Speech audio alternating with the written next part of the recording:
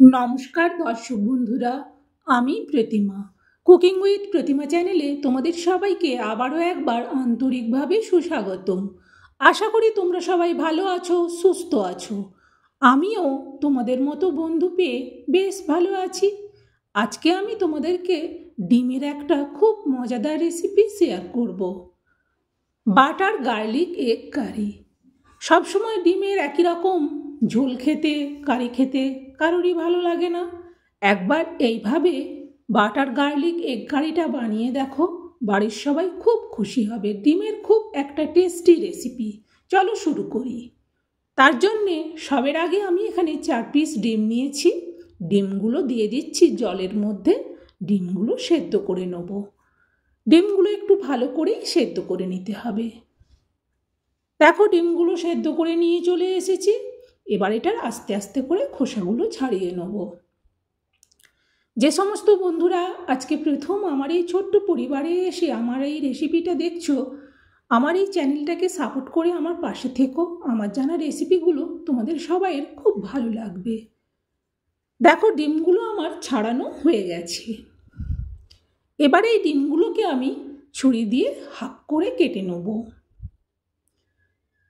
আর নতুন পুরনো সব বন্ধুরা লাইক দিয়ে রেসিপিটা দেখো। লাইক পেলে রেসিপি শেয়ার করার উৎসাহ অনেক বাড়ে, তাই সবাইকে লাইক দিতে বলি। একটা লাইক দিয়ে দিও। এইভাবে সব ডিমগুলোকেই আমি হাফ করে কেটে নিলাম। এরপর আমি কড়াই বসিয়ে দিয়ে তাতে দিয়ে দিচ্ছি অল্প একটুখানি বাটার। বাটারটা খুন্তি দিয়ে আমি পুরোটার মধ্যে চাড়িয়ে নিচ্ছি। বেশ গরম হয়ে গেছে। এবার ডিমগুলো আমি একে একে করে দিয়ে দেবো সবগুলো। বন্ধুরা তোমরা কিন্তু একটুও স্কিপ করো না। স্কিপ করলে রেসিপিটা একদম বুঝতে পারবে না। পুরো ভিডিওটা দেখো, তাহলে বুঝতে পারবে।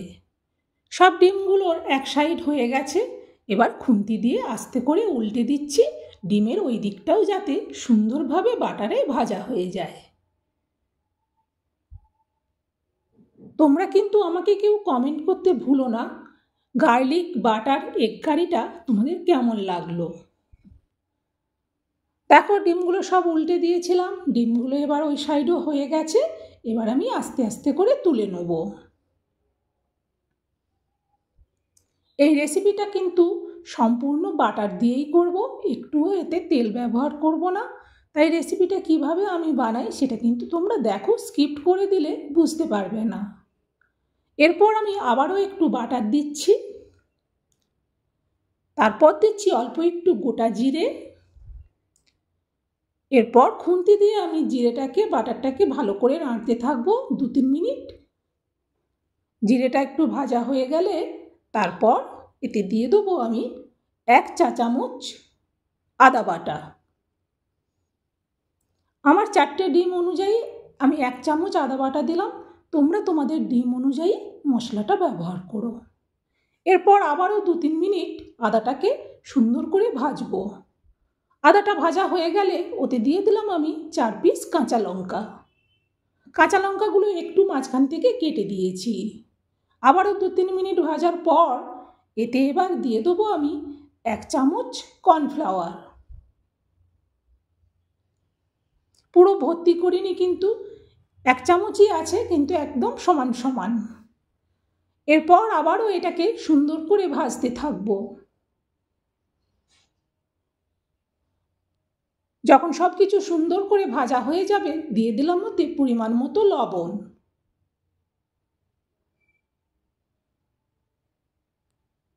তারপর এতে দিচ্ছি অল্প একটুখানি চিনি। সব কিছু কিন্তু খুন্তি দিয়ে নাড়াতে থাকবো। এরপর আমি এতে অল্প একটুখানি দুধ দিচ্ছি।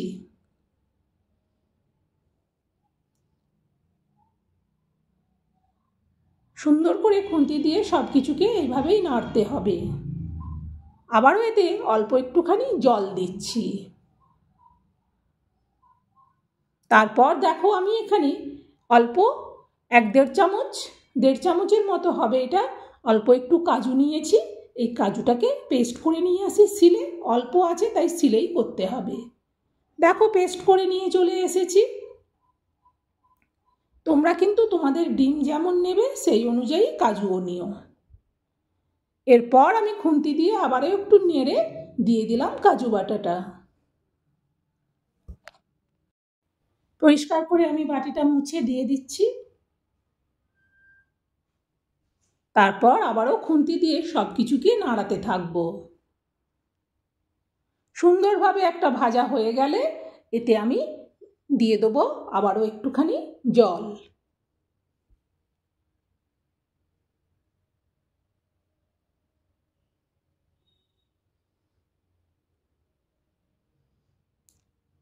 জলটা ঠিক করে দেখে দিয়ে দিলাম, কারণ খুব বেশি এতে কারি রাখবো না, সেই জন্যে 4 পিস ডিমের পরিমাণে এতে জল দিলাম।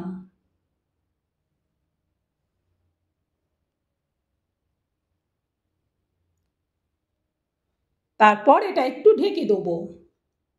2-3 মিনিট বাদে ঢাকনাটা খুলে দেখে নিচ্ছি, সুন্দরভাবে এটা বেশ ফুটে গেছে। এবার আমি এতে একে একে করে ভাজা ডিমগুলো দিয়ে দেবো।